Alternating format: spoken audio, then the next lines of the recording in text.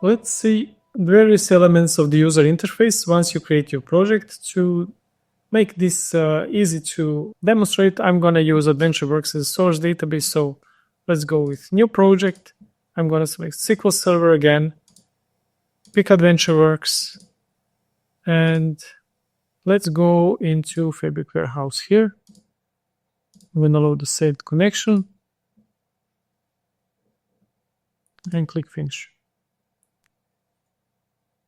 All right, we have ended up at the overview screen. So that's the first screen you're going to see once you create your project. It's super simple. You have a source database going to a target database.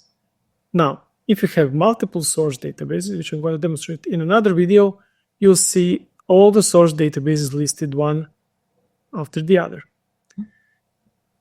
Now, we have some other buttons, but it's just a few of them. So I can click Add Source to add another source database. It can be of any type.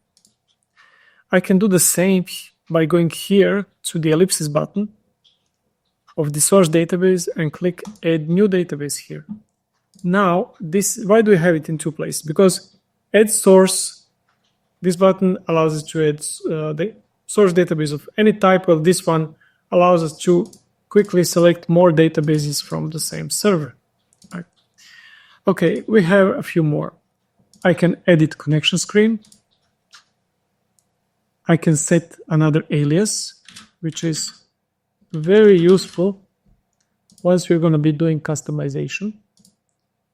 I can export the DDL, so export the script of the source database to a text file if that's what you need, and we can browse the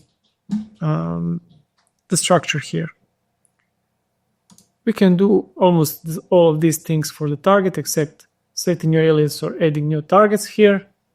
So that's mostly it. The last button here to see is Refresh Metadata. So if we have added some more tables to the source, for example, or dropped some, because we don't consult the database after we have created the project, for the changes in the structure to keep the UI snappy, we can refresh metadata by clicking a single button, and then we're going to reread the structure to make sure that we update our list of tables.